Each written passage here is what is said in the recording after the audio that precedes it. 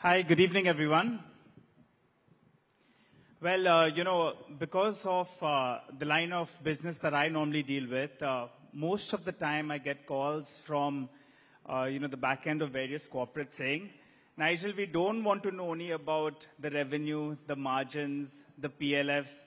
So I think this is a good opportunity, Mr. Sinha, to understand your view on the economy, your view on the renewable energy space, as well as I would like to understand a little bit about your journey as well. So first up, there's a lot of debate about the state of the economy right now. And one of the lead indicators or the high frequency data that I track is the power demand. And that's one green spot, I would say, because power demand is looking up. I think at the start of January, there was some kind of softness, which post that actually has improved. What is your take on the economy as of now? Power demand is looking up.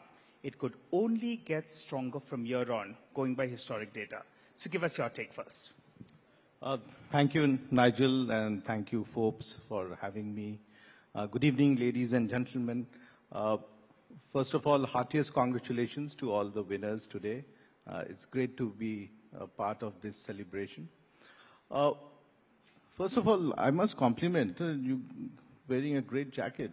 I don't know whether it was by design to ask about power. So power is sun and yellow color. So I think you aptly dressed yourself. I think it fits in, with the current state of affairs with regard to the stock market, add some color. And if you say solar, then I'll go with that as well, which I want to understand in further detail. But please go ahead, sir. Thank you. So I think India is a growing country. It's an aspirational country. A lot of people today are aspiring to make a change in their lives. And I think if they want to change, power will play a very, very important role. And the consumption of power, we have seen, it's not only in the cities that this has happened, it has happened in the villages, thanks to the various programs of the government where they have been able to electrify most of our villages. So I think I'm to that extent fortunate that I work in a sector which is growing very fast. It is about providing access to energy to people in all parts of the country. And I'm quite excited about the opportunity. India's per capita is one of the lowest in the world. And there's only one thing that can happen, and it can only go up. And I think we'll play a very, very important role in this journey. So as of now, power demand up to your expectations? Yeah, absolutely. It is very much up to our expectation. Also, one of the things that I think we need to understand is that climate change is happening a big way. What we used to see, the start of summer, which typically would start in sometime in mid-March, now starts in beginning of February, and it goes right up to October. So I think the demand of power also has increased because of the change that we see in the climate, and the extreme heat conditions, extreme weather conditions are actually making the impact very, very high. Okay, all right. Let's talk about the pivot then. Thermal power seems to be taking a bit of a back step as of now.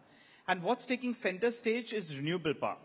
And as you said, there's a lot of focus from the Tata Group itself, Tata Power, on renewable energy, whether it's solar or wind as well. Putting multi-billion-dollar project in South India and various other parts of the country as well. So India is headed to that 500 gigawatt, right, in terms of renewable energy capacity. What role does Tata Power play out there? The total capex you're putting down. Where are you and where do you see yourself headed, say in the next 6-7 years or so? I think we are fortunate in our country. Solar, we have more than 300 days of sunshine, and I think we need to exploit that. We need to use it to the maximum. Government is very keen on adding renewable capacity, clean energy capacity, and I think this is the need of the hour also, because with the type of climate change and with the type of things that are happening globally, for us, this transition is very, very important. Tata Power is one of the oldest power companies. We are nearly 110 years old. I saw MTR, 100-year-old company. So I think it's great. We have a great legacy, and it's great to be part of the change and transformation which is happening in the country. So I think we will definitely be playing a very, very important role.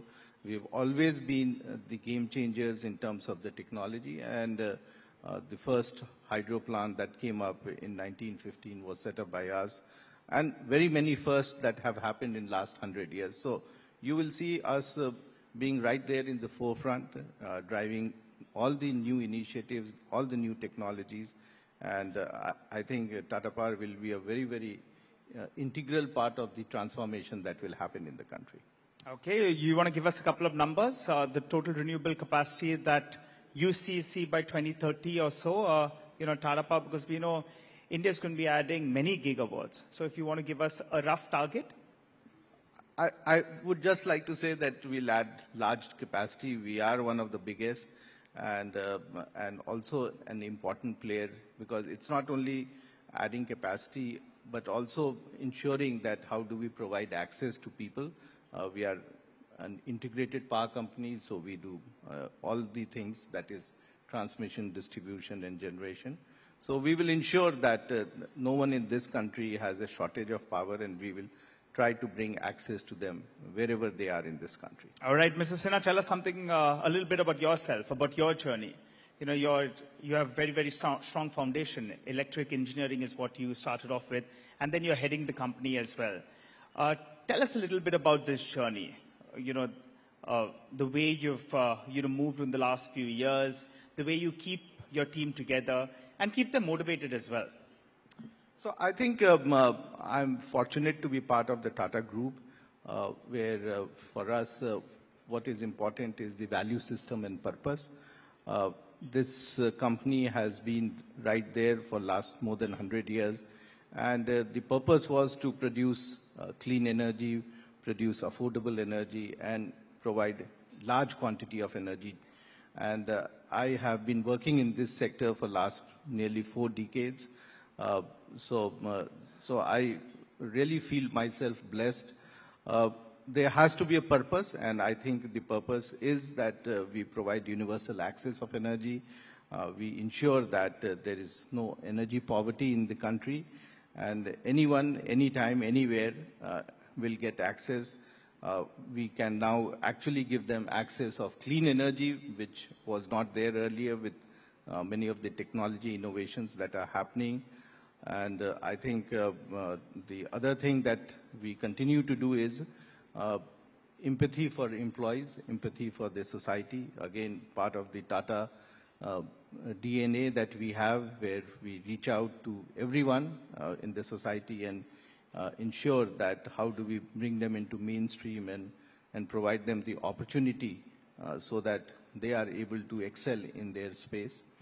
And lastly, I think one of the things that we always keep on working upon is the humility, and how that will bring the best technology amongst us. Because when you have humility, you always have a purpose to learn. You are always a student. You never say that I know everything. And I think that's what is very important for me and for the work that we do in Tata Power, that how we become always a young company, always trying to learn new things, and never saying that we know everything, and the spirit of learning and the spirit of trying new things is always there. Well, indeed, and I think, in all our professions, you keep learning on a day-to-day basis. I'm lucky as well, since we track the stock markets. On a day-to-day basis, you keep learning, keep innovating, and in fact, try to get the best for yourself as well as for your audience. Final question, sir, before we wind down. We've spoken a little bit about the sector, about the company, that's Tata Power as well. Tell us a little bit about how you've managed personal as well as professional career. Someone like me, I've got 2 little kids at home, and it's a challenge off and on, because you try to put in your best, you're putting the best show at work, try to be the best dad at home. Tell us a little bit about your journey as well. I don't think we should get bogged down in always being the best. We should always be talking about how you are available for people and how you have time for people. And I think that's what is important. whether it is best or the second best, I don't think everyone will become judgmental, but more is that you are trying to spend time and quality time with whoever you are. So in a meeting, I know people have a habit of seeing their mobile and sending messages. In an event you attend, people will look at their mobile at least 10 times and try to figure out that who sent you a message or or whom you want to send a message. So I think we need to give quality time wherever we are, and I think if we can do that, we would do a great job. Okay, in terms of India's journey towards this entire clean energy, renewable energy, net zero, do you have anything on your wish list that you would look forward to? Since we're focusing on solar, there's plenty that's been done, right, with regard to the solar modules, solar cells as well. Anything that's on your wish list? I think the wish list is always that how do I ensure that we reach out to everyone. And I mentioned to you about energy poverty. They are large parts of this country and also large parts of world where people do not have access of energy. And when I talk of access, it's an affordable energy that we are talking about. And how do we reach out to them? And how do we provide them the same access as we have in cities over here? I can imagine if we don't have supply of electricity in cities and you don't get to charge your mobile phone, what will happen? People are going to get crazy. So, but I know places in India, in villages in India, where people do not have, and someone collects mobiles and goes to the nearby town and charges it once in 3 days and brings it. So while for us, we take it for granted 24/7 in one day, there are places where 24/7 has a different meaning, 24 hours in 7 days. So I think it's very, very important that we provide them 24/7 electricity every day right through the year. Okay, all right, Mr. Sinha, it's been good chatting with you. Thanks a lot for joining in. So the key takeaways is power demand in India is rock solid, plenty of room for penetration, work-life balance needs to be maintained. Stay in the moment, that you are in. Thanks a lot for joining. Thank you very much.